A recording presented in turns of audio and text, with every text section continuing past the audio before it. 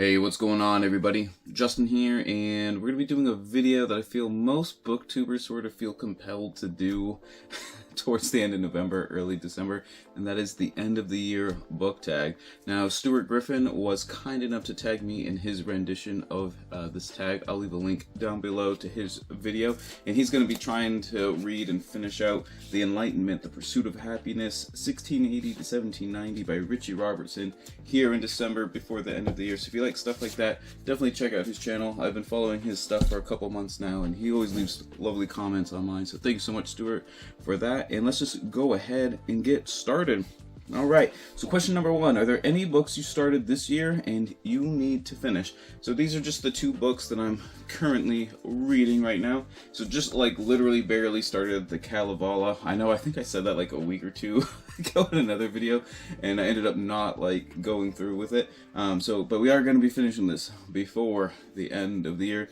For those who don't know, this is like the epic poem of Finland. I don't want to give anything away just yet. Plus, like I said, I barely know anything about it. I'm only like 30 pages in or something like that. But it's panning out to be pretty good so far, and I'm hoping it sticks that way all the way through. And now for this one is fantastic. This Ordinary Stardust. It's not too long. I think it's only like 200 pages or so.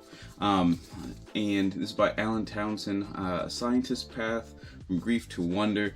And I think I remember talking about this in one of my like upcoming monthly releases videos or something like that. I think that's how I discovered it.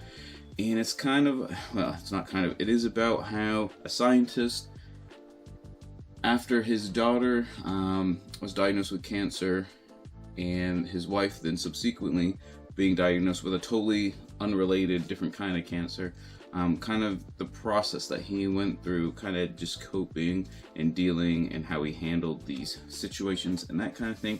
I don't want to give anything else away either, but yeah, this one's panning out to be just, this is like brutally just, I don't even know how, just like brutally and beautifully raw, just awesome. Not awesome that they got cancer, but awesome, right? That came out like terrible. Anyways, I'll probably be talking about that in another video for sure. All right, let's see. Number two, do you have any autumnal books that you transition to at the end of the year? So actually, for my birthday month in November, I usually read a work of Tolkien, whether that's a new one or a reread.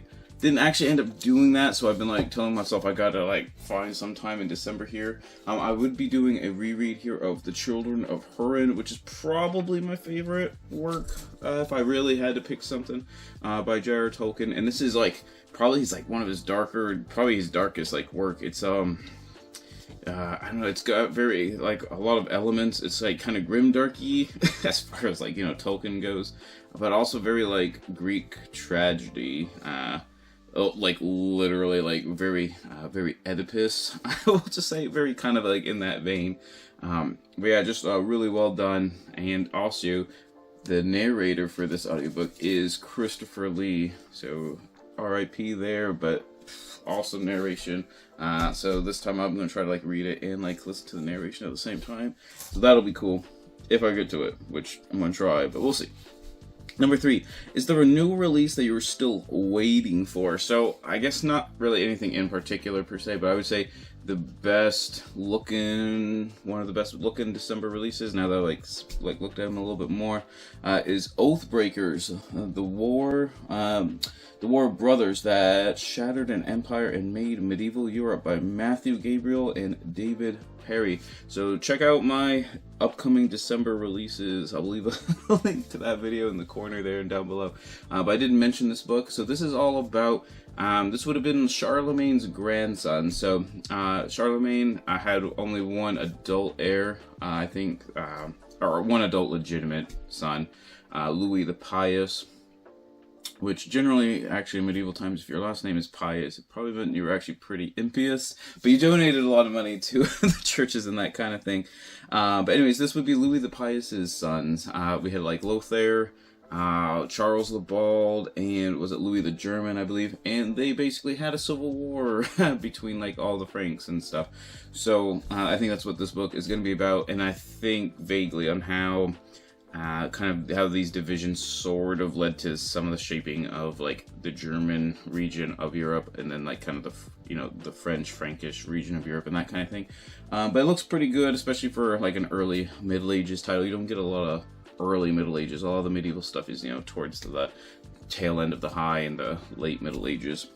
So anyways, I'd say that's probably the one I would be most excited if I really had to pick one.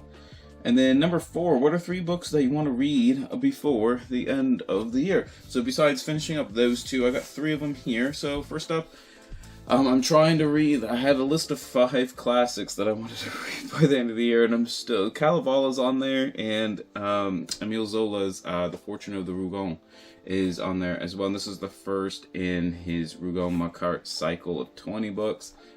I did read Germinal in college. Really enjoyed that one. So I figured, might as well try to see what it's all about. And I actually listened to the Oxford Very Short Introduction on Emile Zola, and just for like context and that kind of thing. And I found it really interesting. So yeah, like I said, I'm gonna try to read it. I don't know. I feel like the stack is getting like humongous, considering we're like, quite a decent way through December already. But anyways, like I said, I had 5 classics I wanted to get to. These are Kalevala and this one are the only 2 left. Don't think I'm getting through both of them, but we're gonna try. We're gonna do our best here. Let's see, another one for a project that I want to start in 2025. I kind of want to almost like just jumpstart it, get ahead. I feel like I'm like just arbitrarily setting for 2025. Well, if I'm holding up this book that has literally no dust cover or anything in there, but it's the 4 Stages of Greek Thought, and this one is by let's see, John Finley, who was a pretty prominent classic scholar in the 50s and 60s.